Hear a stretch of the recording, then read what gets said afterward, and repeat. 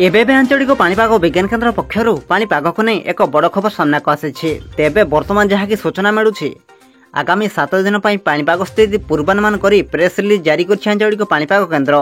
मध्याह्न किंवा संध्या समय राज्यर अनेक स्थान में प्रबल वर्षा घड़घड़ी सह कालबैशाखीर संभावना रही। तेणु विभिन्न जिला को येलो वार्निंग जारी कर यही समय सतर्क रहा परामर्श देछि पाणीपाग केन्द्र।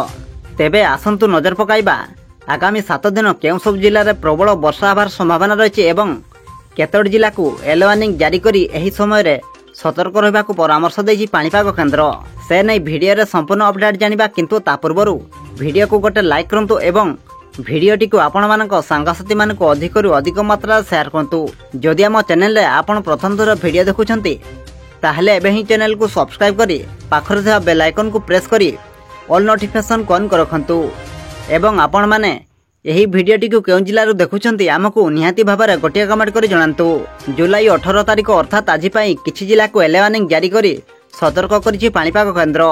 एही जिला गुड़िक हेउछि सुंदरगढ़, झारसुगुड़ा, बरगढ़, संबलपुर, देवगढ़, अनुगुल, ढेंकानाल, केन्दुझर, मयूरभंज, सोनपुर, बौद्ध, नुआपड़ा, बलांगीर, कलाहांडी, कंधमाल, नवरंगपुर, रायगड़ा, कोरापुट, मालकानगिरी, गंजाम, गजपति और बालेश्वर।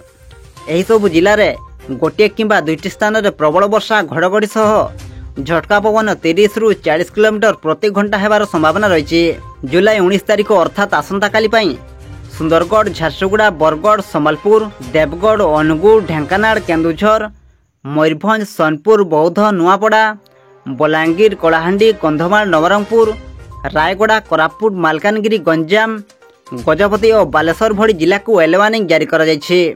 एही सब जिला गुड़िकर गोटे किंबा दुईटी स्थान में वर्षा वज्रपात सह झटका पवन 30 ରୁ 40 किलोमीटर प्रति घंटा हेबार संभावना रही। सेहीपरि जुलाई 20 तारिख पई मध्य राज्यर अनेक जिला को येलो वार्निंग जारी करा जायछि। रायगड़ा, कोरापुट, कलाहांडी, कंधमाल, गजपति, सुंदरगढ़, झारसुगुड़ा, बरगढ़, संबलपुर, देवगढ़, अनुगुल, ढेंकानाल, केन्दुझर, मयूरभंज, सोनपुर, बौद्ध, नुआपड़ा, बलांगीर, नवरंगपुर, मालकानगिरी और गंजाम। एही सबु जिला गुड़िकर गोटे किंबा दुईटी स्थान में प्रबल वर्षा वज्रपात सह झटका पवन 30 ରୁ 40 किलोमीटर प्रति घंटा हेबार संभावना रही। जुलाई 21 तारिख पई मयूरभंज, केन्दुझर, कोरापुट, सुंदरगढ़, झारसुगुड़ा, बरगढ़, संबलपुर, देवगढ़, अनुगुल, ढेंकानाल, सोनपुर, बौद्ध, नुआपड़ा, बलांगीर, कलाहांडी, कंधमाल, नवरंगपुर, रायगड़ा, मालकानगिरी भली जिला को येलो वार्निंग जारी कर जायछि। एही सब जिला गुड़िकर गोटे किंबा दुईटी स्थान में प्रबल वर्षा वज्रपात सह झटका पवन 30 ରୁ 40 किलोमीटर प्रति घंटा हेबार पूर्वानुमान करिछि पाणीपाग केन्द्र। सेहीपरि जुलाई 22 तारिख पई मध्य राज्यर अनेक जिला को येलो वार्निंग जारी कर जायछि। मयूरभंज, केन्दुझर, गंजाम, गजपति, रायगड़ा, कंधमाल, पुरी, खर्दा, नयागढ़, सोनपुर, बौद्ध, नुआपड़ा, बलांगीर, कलाहांडी, नवरंगपुर, कोरापुट और मालकानगिरी भली जिला गुड़िकर गोटे किंबा दुईटी स्थान में प्रबल वर्षा वज्रपात सह झटका पवन 30 ରୁ 40 किलोमीटर प्रति घंटा हेबार संभावना रही। एपटे जुलाई 23 तारिख ରୁ 24 तारिख में सारा राज्य को येलो वार्निंग जारी कर सतर्क करिछि पाणीपाग केन्द्र।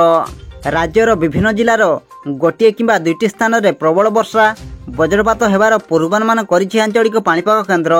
सेहीपरि जुलाई 25 तारिख ରୁ 27 तारिख जाए पागरे कौन से बड़ परिवर्तन होई न पारे बोली आकलन कर जायछि। आपण मानक अनुरोध एथिप्रति सतर्क रुहंतु। ब्यूरो रिपोर्ट, जागरण टीवी।